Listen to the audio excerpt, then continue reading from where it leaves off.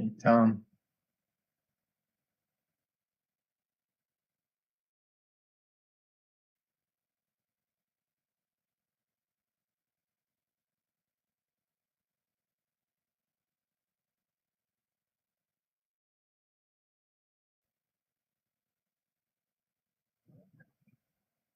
Hello, and welcome to the MIT SDM Systems Thinking webinar series.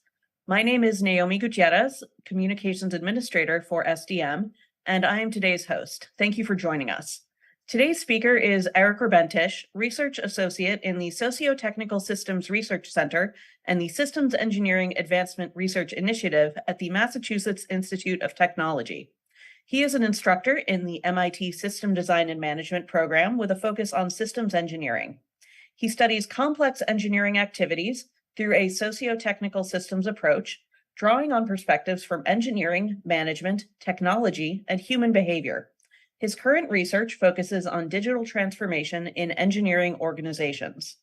His talk today is titled Dynamic Learning and Value Creating Communities, Insights from MIT's Lean Aerospace Initiative. If you have questions for Eric, please enter them into the chat window at the side of the video. They will be addressed during the Q&A portion of this session. We are also joined by past leaders of the Lean Aerospace Initiative and co-authors of Lean Enterprise Value, who will be joining Eric during the Q&A. The recording of this presentation will be available online after today's session, and a link will be sent to all registrants. Eric, the floor is yours. Oh, thank you, Naomi. Just doing another sound check to make sure everything's going okay. You can hear me? Yes, no? Okay, thank you. All right, so as Naomi introduced us, I'd like to just mention my colleagues, Earl Merman, Debbie Nightingale, Hugh McManus and Tom Shields are on, and I think Joel Kutcher-Gershenfeld may join us later. All of these people mentioned in this title slide were key players in LAI during its existence at MIT, and they bring a rich perspective on today's topic, which is how to create a dynamic learning and value creating community. All right, so here's a little bit of background on LAI for those of you who are not familiar with it. It began back in the early 1990s. After a number of experiences, Air Force leadership had really concluded that they needed to improve their quality and the productivity of the defense industrial base. And at the same time, the machine that changed the world, which was the publication from Jim Womack and Dan Jones, had come out, and as well as Lean Thinking. And these books were very, very influential at the time. And one of the generals in charge of acquisition at Wright-Patterson for Air Force Base for aircraft read the book and thought, we need more of what this book is telling us about in our own sector. So they reached out to MIT, began a quick look study in 1992 to see if it was feasible to have MIT do a study of the Air Force and the application of lean principles to aircraft acquisition. This led to the creation of LAI officially. Back then, LAI meant Lean Aircraft Initiative, and that began in 1993. And it went for 4 years under that name. Over time, as we were doing research and interacting with our industry and government stakeholders, we realized that the industry and the issues were much bigger than just aircraft. And so we expanded the scope of LAI and changed the name to Lean Aerospace Initiative. And it stayed that way for quite some time. But after almost 10 more years of research, we discovered that there were a lot of large operations, which we eventually called enterprises, that needed the same thing that we were discovering in working with the aerospace industry. And so LAI then became the Lean Advancement Initiative. And I'll talk about some of these, but the initial mission for LAI when it was started was uh, to help implement roadmaps for fundamental change in both industry and government operations, uh, based on best lean practices resulting in affordability, efficiency, advanced technology, and a strong industrial base. So that was the challenge to us. We got together with so MIT was the kind of the neutral broker. We had the U.S. Air Force, eventually other U.S. Government agencies. We had also industry players, primarily first from the aircraft industry, but also from the aerospace industry and eventually other industries as well. So I see that my slide hasn't advanced yet, but there we are. So what brings us to today's presentation? Well, in 2002, our consortium members in LAI said, we love coming to your meetings. Your presentations are always very helpful. The team meetings are great for our experts, but we need a way to get the word out to a wider audience. What can you do? What kind of product can you create? And so we put together a book called Lean Enterprise Value that distilled the key insights from LAI for the essentially first decade of the program. And so we had a book, and we gave it to all of our friends and people that we met, and promoted it wherever we could, and people bought it. And so we had this revenue stream, and we didn't know what to do with it. So we created the LEV Foundation, and that was created to further the principles of the book. And this included sponsoring scholarships or awards for people who were doing good work in the lean field. Well, back in 2020, we finally got the copyright for the book back from the publishers. And then the question is, what do we do with this? It shouldn't go away. It shouldn't go out of publication permanently. We should have it available because the insights are still relevant. And so we got together and had a few meetings as the surviving authors, and just thought that we had a lot more of a story to tell than uh, just putting the book up on DSpace.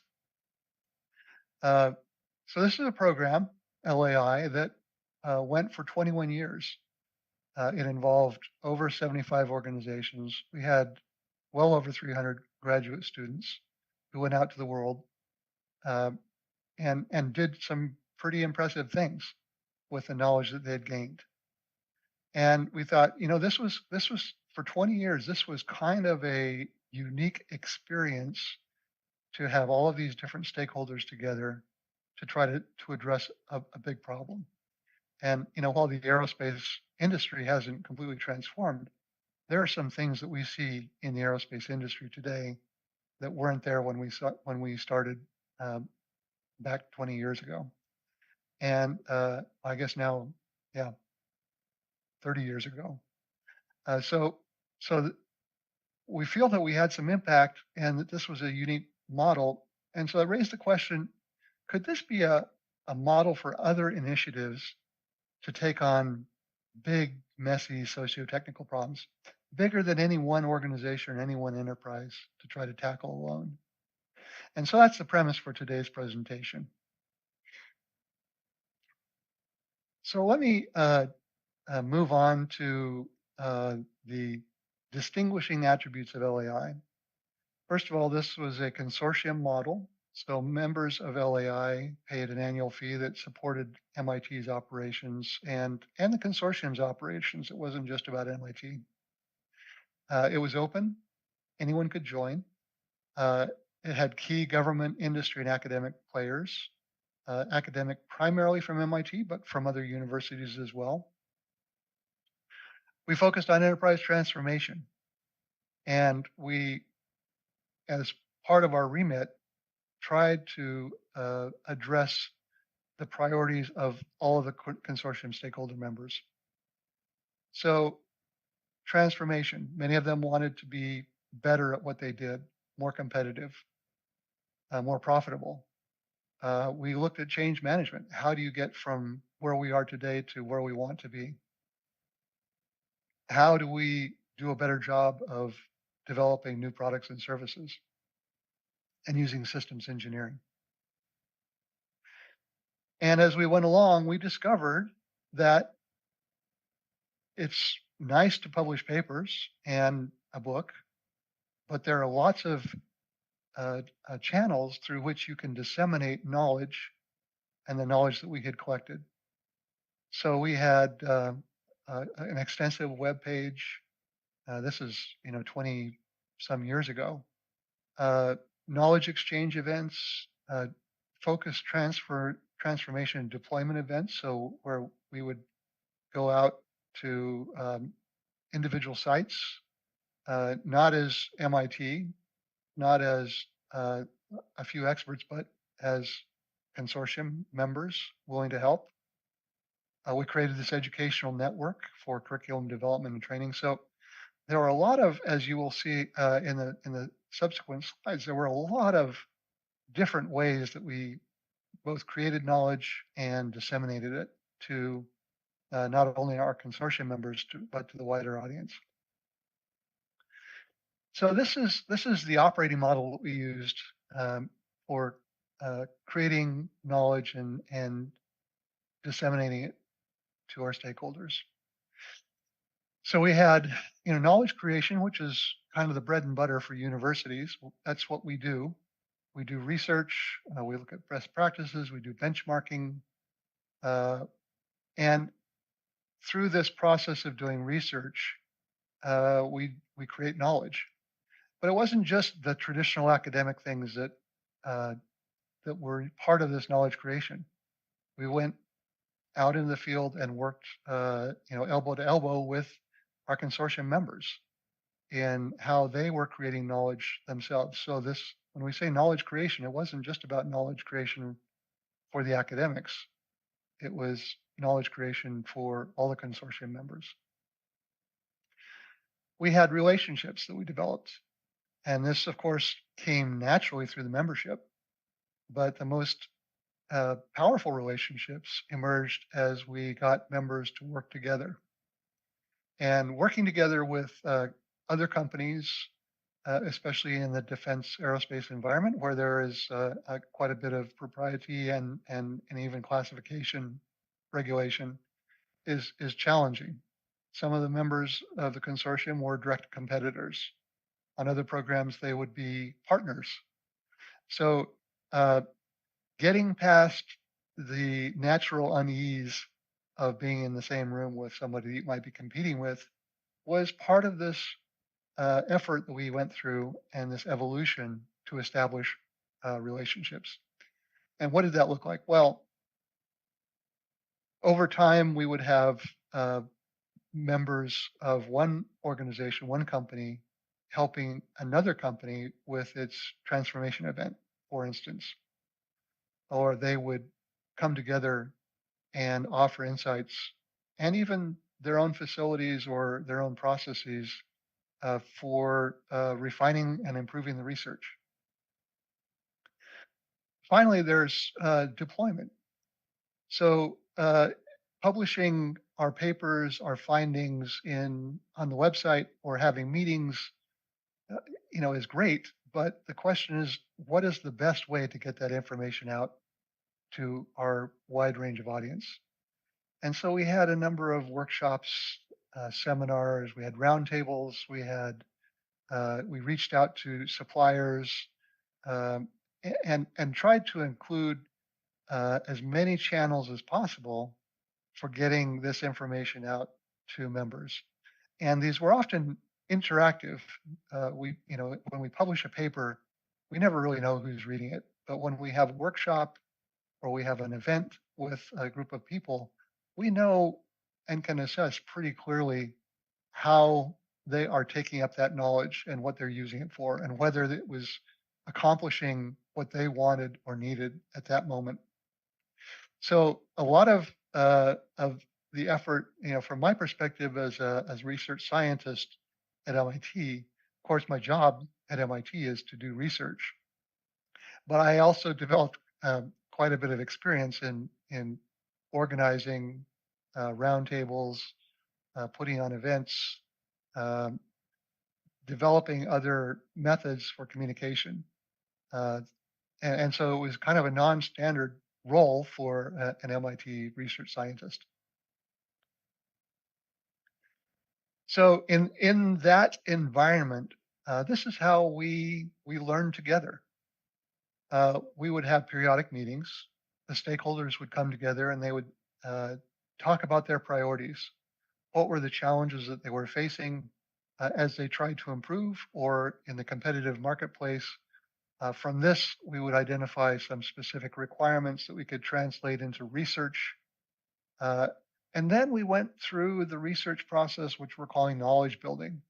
We would collect data. We would visit sites. We would have workshops.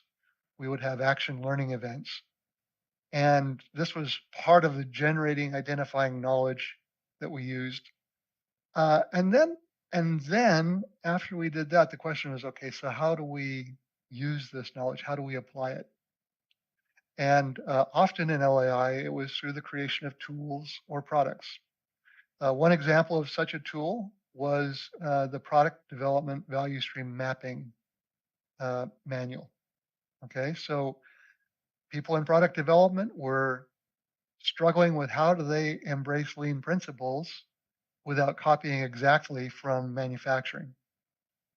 And after a number of attempts, we realized that a lot of the value in product development comes from information that is acquired, processed, analyzed, and made suitable for decision. And so we started looking at the flow of information in systems and value stream mapping information in decision making.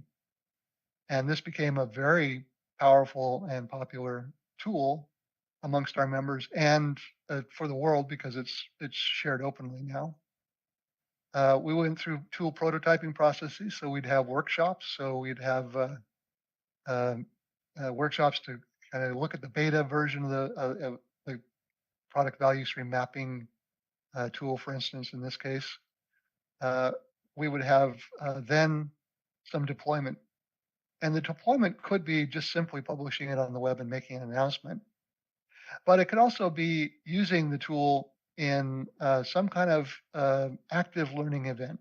So in the case of product development value stream mapping, we use this tool in events with our members, not just a specific site, but with multiple members participating in an event to map the value stream, improve the uh, the flow of information through the system, reduce the cycle time for making key decisions, and and and in the process, we were disseminating that knowledge, but also building skills amongst the community members on how to use it in their own organization. We also had lessons learned, uh, and eventually we saw over time that these products and these ideas became institutionalized, not within LAI, not at MIT, but within the consortium member organizations. So it became part of how they operated. And it was this knowledge and learning cycle that was core to the way that we operated in LAI, which was really exciting. So there are a number of examples. We actually listed some stories. I've got some here of how this learning and value creation played out in in the consortium over those 20 years. We had graduate students that were an active central part of the work that we did. And so they were students who were going out interacting with managers and executives in organizations, understanding the challenges that they faced, and and their research was very, very grounded in the realities of what am I going to do as a practicing engineer or engineering manager. Uh, so, graduate students, we had lean forums. I mentioned the product development community. Uh, Hopefully, we will get to some of these examples perhaps in the question and answer later. But I want to just kind of continue moving forward uh, and talk about how LAI evolved over time. So initially, we started off with aircraft. We went evolved to aerospace, and then eventually to all enterprises. Initially, the focus was on um, how do we apply lean thinking to this thing that is not automobile manufacturing. And we learned a lot in that process, looking at suppliers, looking at product development, looking at organizations and services. Uh, but we realized after a while that just solving those core disciplines and addressing the challenge of those core disciplines didn't take us to bottom line results. And we needed to have an enterprise uh, focus. And so we evolved to an enterprise transformation focus where we were actively engaged in helping LAI members to learn by doing, to embrace these principles and put them into work and practice. Eventually, we evolved as we spread beyond aerospace to looking at enterprise architecting.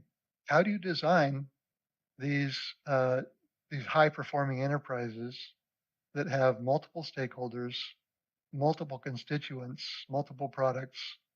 Uh, so this was back in the early 2000s, uh, well before this became as popular as it is today. This trend towards looking at the extended enterprise and understanding that. Now that was, of course, we all know, brought into sharp focus when we had the pandemic and supply chains started crashing, and people started wondering how do we architect these enterprises so they're more resilient or more robust or more efficient. And so, in many ways, LAI was leading the intellectual discussion on how you apply uh, not only lean but operational excellence principles to a broader scope of organizations. So, what did we do with that 20 years? Well, we had a lot of grad students. We created a lot of tools, a number of publications, did some created some educational simulations that are still used in training and education today. Created an educational network, and there are still spin-off organizations from LAI that exist at MIT today, and we have affiliates that are still in the business and continuing this work. So it didn't end when LAI officially ended. So let's look at the grad students. We had, as I mentioned before, well over 300 grad students. Many of them were from aerospace, aeroastro engineering, but about 25% are in the aerospace and defense sectors today, based on our best estimates. And 75% have gone to other areas covering a wide range of fields: technology, healthcare, finance, nonprofits, for profits. We have a member of Congress among our alumni, um, several presidents and CEOs of organizations. Two of our grads recently were promoted to general officer in the Air Force, uh, and a large number of students who went on to get their PhDs and become academics and continue teaching uh, the principles that we discovered. This is the geographic spread. You can see that there are a lot of alumni in North America and in the Northeast corridor, but they're spread around the world. And we hear stories from them talking about how they have applied these principles in their own environment and are making a difference.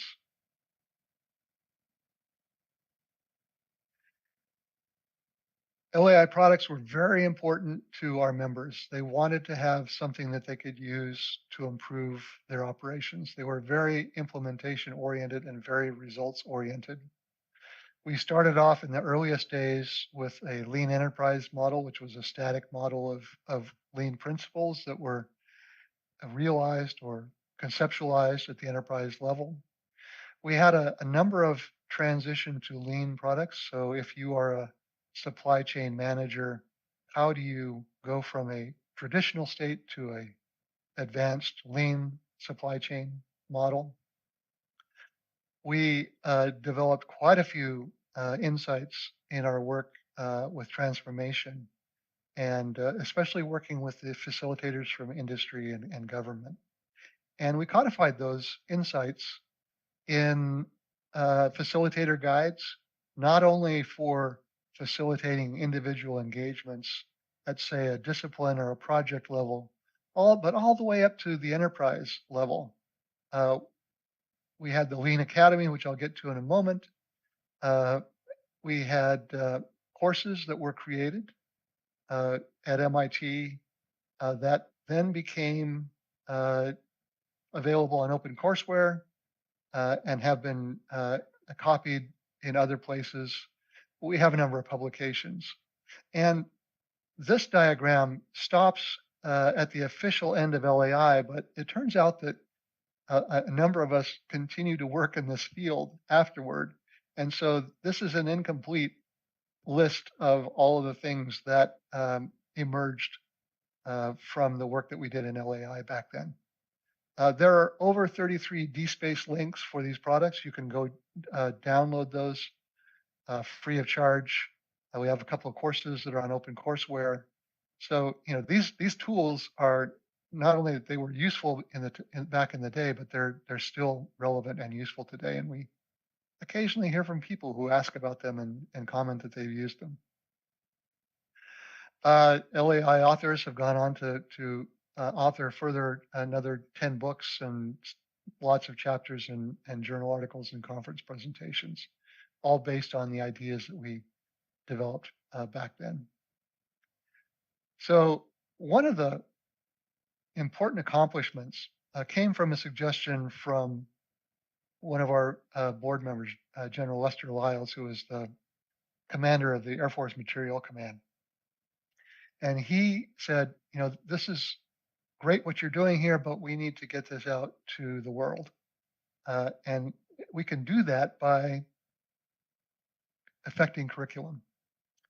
And so the educational network at LAI was begun, and over time spread well around the world.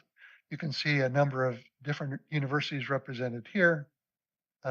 Here's the geographic reach of the curriculum. Last that we were able to count, it's probably spread beyond this. We just don't know how many people have picked it up, either through OpenCourseWare or through downloads. But the basic curriculum allows somebody, an educator somewhere, to pick up this material and begin teaching. It has examples, it has lectures, it has all sorts of things, tools that they can use, and significant impact as a result of the Lean Academy. So as I mentioned before, back in 2002, we published the book Lean Enterprise Value, and at the time, the context was that lean thinking was and Lean Six Sigma books were prevalent, and they were talking about primarily how do you create an intervention in an organization to improve a value stream, all right? And so our book came out and we really focused, rather than just on individual value streams and tools and techniques, more on how do you create value at the enterprise level so that you see benefits at the enterprise level. So bottom line, or product offerings, or time to market. And even more, if you have multiple stakeholders that are involved in creating value, how do you work with them together?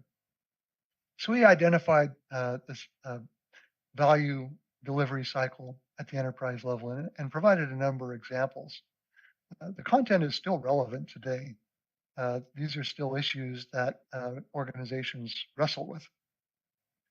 Uh, but as I mentioned, we got together 2 years ago and said, hey, we have more of a story to tell based on our experience with LAI. And so thus began the journey of the last couple of years, the second edition of Lean Enterprise Value. And the idea here is uh, all of the principles that we mentioned in the first book still apply, but there are big problems that are beyond the scope of just one organization to address. And in those cases, we probably benefit by coming together as a multi-stakeholder community to learn and grow together. And so we've brought our own experience from LAI to this new publication. And I guess this is the world premiere of LEV, the second edition. It's now available for downloading. It's free. Um, and here's a link to how you could get a copy of the book. What we did was we took the original LEV 2002 edition, the first edition. That content is still relevant. We added a foreword to explain why we were coming out with a second edition. And then in the epilogue, we have a number of chapters that relate our LAI experience and distill some of the key insights that we gained along the way, specifically with creating a dynamic learning and value creating community. And so these are the sections.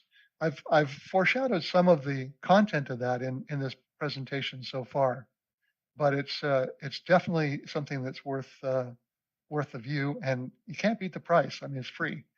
Just go to Lean Enterprise Value and get a copy. And I checked that link today, and it's now live.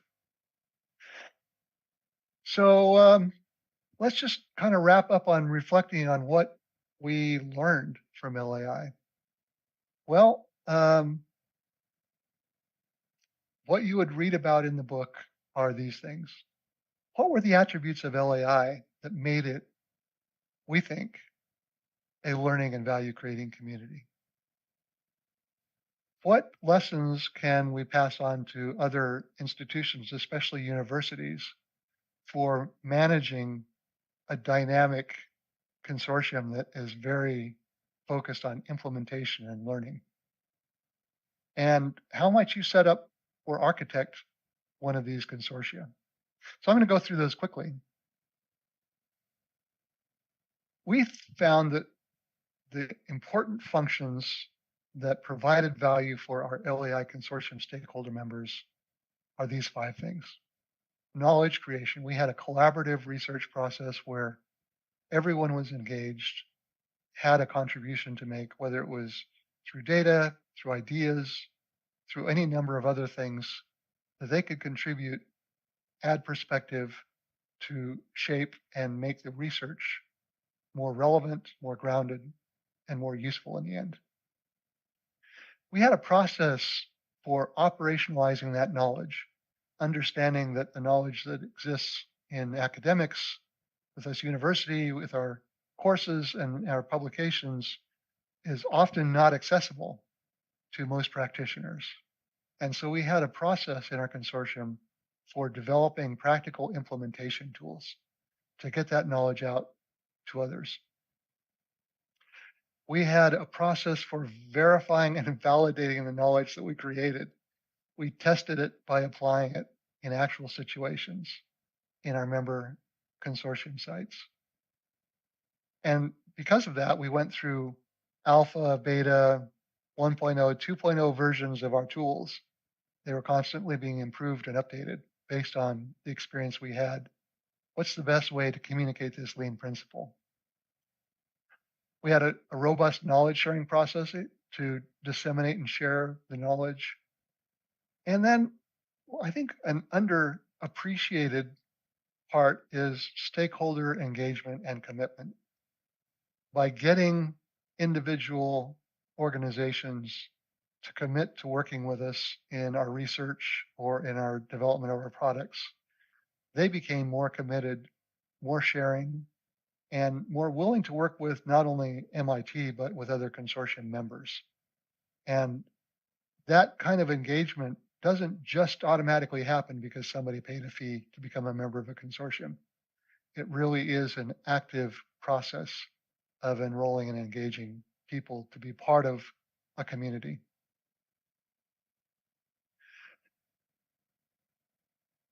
At MIT, we are used to being um, looked at by the world for ideas that are going to advance the frontier of knowledge. Uh, we can often dictate the terms of research, not always, but in many cases, the researcher is kind of in control. What we learn from LAI that is useful for other universities and for MIT, frankly, is that there are multiple stakeholders involved in a process like this where you want to have impact. And I don't think the faculty at MIT are naive to this perspective, but there are lots of incentives that are challenging to overcome. So focusing on creating value for multiple stakeholders is just an important lesson to begin with. We understood more by modeling and engaging with enterprises. So creating models helped us to distill, extract, and refine the knowledge that we created and further refined it by putting it into use. And so we need to have an active component for knowledge creation and dissemination. We learned over time in LAI that it wasn't enough just to think about the current enterprise. There is always something beyond the system boundary that may have an impact on your ability to function in the way that you would like to. And so, as I showed in a previous slide, LAI expanded its scope to include different concepts of enterprise and different definitions of enterprise boundaries. And finally, this learning by doing component is really important. I showed that in the knowledge cycle, and that applies not only to our consortium members, people we work with on the outside of campus, but also with the students. Our students pretty consistently have reported back to us that among the most valuable experiences that they had was learning by doing through engagement with these organizations that were trying to solve real problems. Finally, there's an element of how do you keep one of these things going? We were, I don't know how unique we were for being at MIT for 21 years, but it's kind of a long time for a research program. We've identified three key issues that were important. You had to have a solid foundation to start with. And in the interest of time, I'm not going to go into the details of this, but we have a fascinating discussion of the conditions and circumstances that led to the founding of LAI and the consensus that existed amongst the founders amongst all the different stakeholders. And that broad consensus was very important to build upon as we moved forward with time. We had to identify what was the problem that we were working on. We had to understand who was leading. MIT played a very important role in being the neutral partner. We could convene competitors and others together to have a discussion about something that was common to all of them. And finally, we had a governance model that helped to sustain interest, engagement. It was adaptive. And as much as I focus on our consortium members learning, I think we at MIT learned considerably on how to understand the needs of our stakeholders, understand how we can help them through our knowledge creation processes, our research, and how we can better communicate the results of our analysis. So with that, I would like to actually open up to discussion. So as I mentioned at the beginning, I have a number of colleagues. Earl Merman is a professor emeritus of Aeroastro and was department chair. He actually hired me when I graduated from Sloan for my first job at MIT. We have Hugh McManus, who is a professor at Northeastern, teaching and using these principles. He's actually disseminated the second edition of Lean Enterprise Value already to his students. Debbie Nightingale was a professor of the practice at MIT in Aeroastro and a distinguished university professor in Central Florida, and was the director of LAI for many years. Tom Shields was our program manager. I don't know if others have joined us in this group, but Naomi, do we have any questions from the audience? People who would like to ask about working in a dynamic knowledge creating and learning community? No questions just yet. I would like to welcome our viewers to pop any questions in the chat. You'll find that to the right-hand side of the video. In the meantime, first of all, thank you, Eric, for this overview. Definitely a very interesting project here at MIT and for kind of the industry at large. I have a couple of questions that I jotted down while we're waiting for ones from the viewers to come in. First of all, this is a little more personal, but I know you're an instructor for the SDM program. Did you find that your role with LAI kind of helped you in your teaching as far as running workshops, working in these multiple stakeholder environments, and so forth? Oh yeah, absolutely. There's no question of that. The uh, way that I do research was formed indelibly by my experiences in LAI. The way that I interact with researchers, the way I engage students in the organizations. So yes, uh, I don't think any of my colleagues who are online with me would say no. That experience didn't change the way I teach and work with students.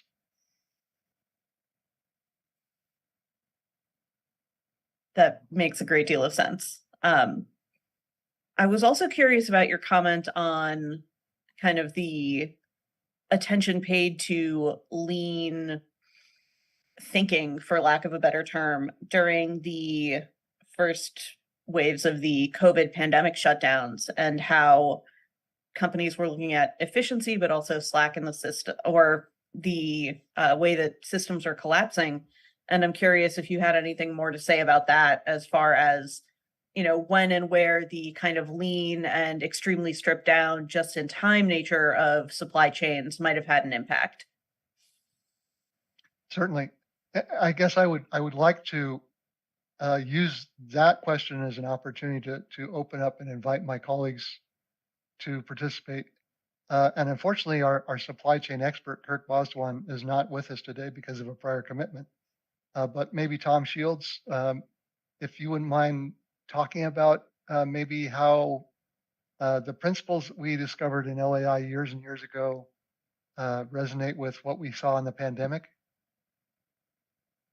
Sure, I'd like to. It occurs to me, if you look back at the original just-in-time, the idea was to have suppliers as close to your manufacturing process as you could, and I think that that maybe got a little lost in the process over time, and so certainly when the pandemic hit and suppliers were half a continent away, that made it much more difficult. But the whole idea of trying to think about the whole enterprise is probably the best perspective to think about this. And how do you form an enterprise that is robust to the changes that happen at the enterprise or in the world, and how to maximize both your efficiency, your financials, and your service to your customers in a way that will satisfy all those stakeholders. And I think from our perspective, if you wanted to have a successful entity, you would want to keep in mind that these types of things might happen, and architect your enterprise so that it's robust to all these types of variations. So maybe the pandemic has just reiterated these kind of concepts, and we'll have a reshaping of the environment because of that. Yeah. And if I might add to what Tom is saying, that the lean just-in-time model was originally born out of, in Japan, the lack of land for lots of in-process inventory, but it turned out to be effective in revealing waste in the system and driving continuous improvement. What happened with the tsunami in Japan, and later, of course, with the pandemic, is that we learned that it also had a certain amount of fragility. And the supply chain literature today puts an emphasis on not just reducing waste in order to enable continuous improvement, but also agility and robustness against possible causes of disruption. And so, to use the lean terms, we've learned that there's some necessary waste that you need to build in order to avoid the fragility. And optimizing that mix is in fact quite a challenge. Thank you, Joel.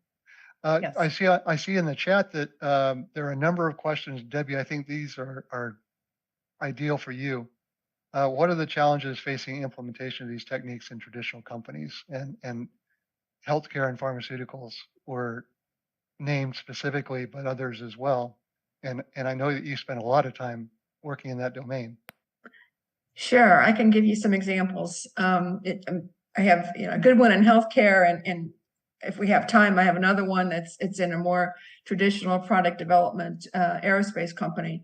I'll start with the healthcare one, and I think that part of it is people think they have a solution, but they tend to be little point solutions as opposed to a systems or enterprise approach.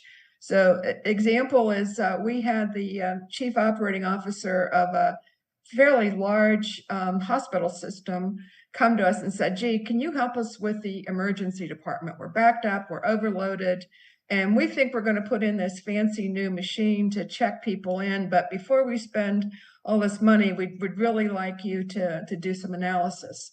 So we went in and I said, okay, well, look at emergency department, but I want to look at your whole hospital because they had primary care that was also at this hospital. And of course they had inpatient. And you probably won't be surprised as to what we found is that part of the reason that they were so backed up, one of them was that they didn't have beds available in the hospital inpatient side. And it's just mostly they had rooms, but they hadn't cleaned them and they weren't ready. And so, one solution was they started releasing people earlier in the morning and making sure things were cleaned up. Another issue we found is that people were going to the emergency department because they couldn't get in to see their primary care. I'm sure many of you have experienced that. And so they ended up putting in an after-hours walk-in clinic, and that dramatically reduced what was going on. And then the third area was just their labs were taking long. We did some traditional lean kind of work there and reduced the time it took to get tests turned around for emergency. So things dramatically changed. They had a huge improvement. And guess what? They didn't need to buy this fancy new check-in people faster machine. So it was by taking a total systems approach as opposed to a spot kind of solution that really made a difference. Oh, thank you, Debbie. And I would note that in the LEV second edition, we have a number of stories, and you've captured some of those healthcare stories in that chapter. So Earl, here's a question from Prasanna, and the question is how can SME Society of Manufacturing Engineering be integrated into LAI. Of course, LAI no longer exists. But I think this gets to the work that you did with EdNet and outreach in general. How can you get groups together to collaborate and share this knowledge? Yeah, thanks, Eric. So the Eric, you may want to stop sharing the screen. I don't know, we could, since we're in a Q&A Sure. session, but Yeah. it actually was pretty easy to get groups together to collaborate.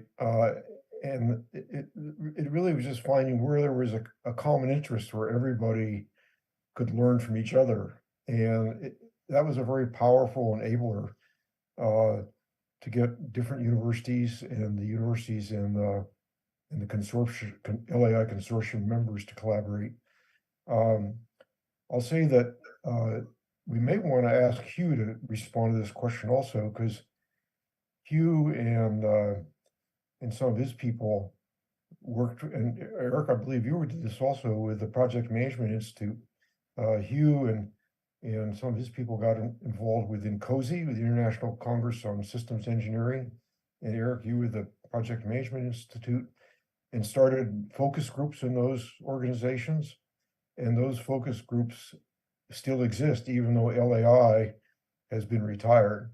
And so we were able to transition some of this collaboration into a more sustaining group. And I'm sure the Society for Manufacturing Engineering could be accomplished also if we just kind of had some people interested in doing it. Hugh, you want to comment on this?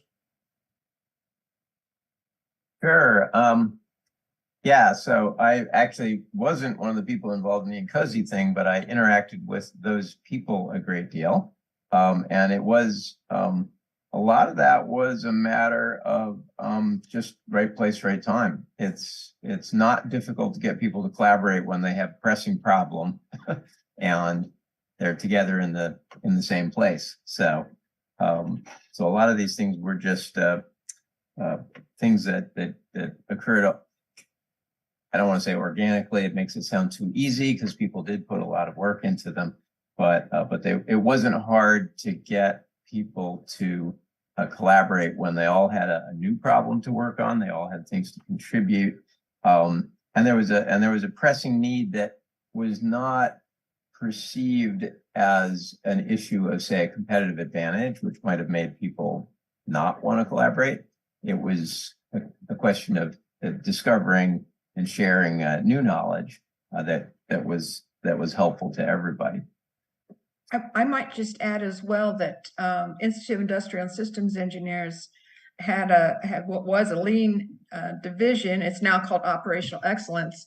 But I know I've continued to participate and do seminars or webinars, for them that takes these principles and techniques and expands upon them. And there's a lot of discussion about those at the meetings and conferences as well. Yeah, so thank you, Debbie, Hugh, and Earl. I think we're running up to about the time we closed down, Naomi, here, but I see a question that I think is maybe for me. How does working on product development and the experience from LAI impact my thinking about system architecting, systems engineering, agile development? So I think the quick answer is positively. But when I look at something like the agile development, which I've actually done quite a bit of research on in recent years, the lesson from LAI that keeps coming back is look at the big picture. So a lot of agile practices are great for working in a team, but they have a hard time scaling up and interacting with other enterprise systems, accounting systems, control systems, working with other partners in the system architecting process. With respect to system architecting, my experience from LAI has completely made me focus on the socio-technical aspect of systems architecting. So yes, there are principles of system architecture that are important, but if you don't have a supporting organizational system to enable that system architecting, then you're going to have disconnects, and it's not going to be sustainable over the long term. So these perspectives, I think, slip out maybe unknowingly in my lectures on systems engineering in the SDM program.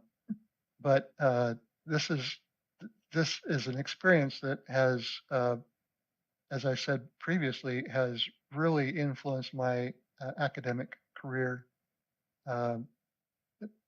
just significantly.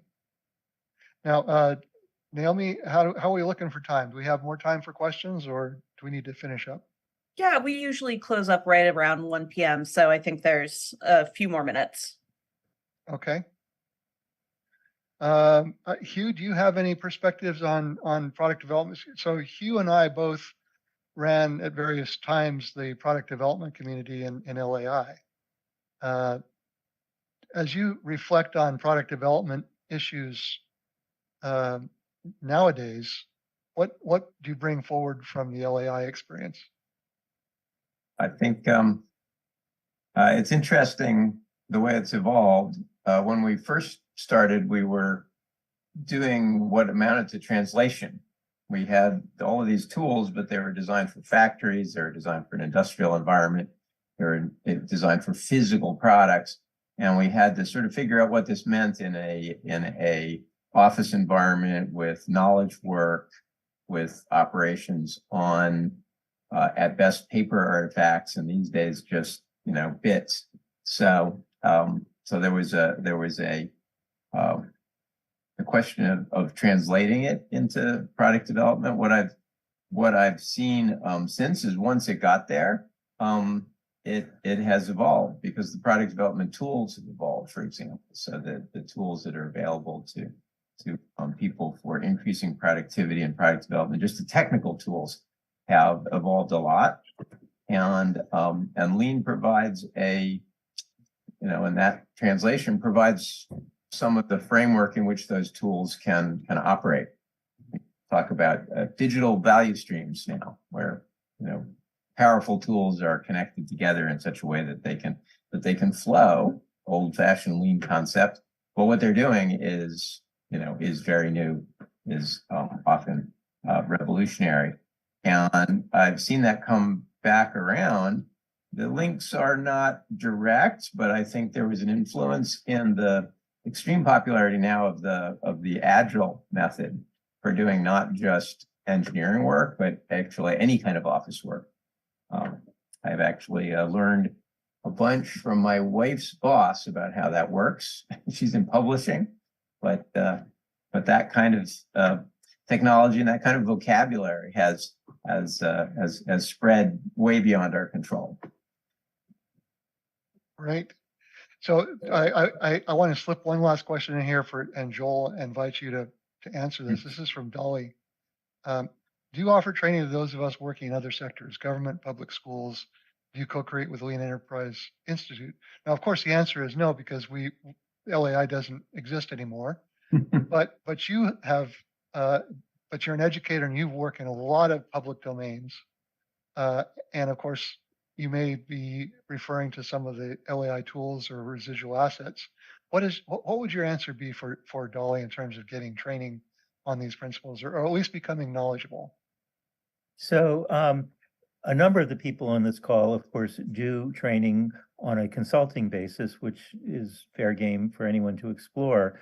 A lot of my own work lately has been coming off of the LAI experience around stakeholder alignment in complex systems. And that's a domain in which there aren't a lot of established consulting companies, but a big lesson from LAI was that these are multi-stakeholder problems, and stakeholder alignment, which is kind of a lateral, not a top-down or bottom-up, but a horizontal challenge, is something in which there's a lot of still development that's needed.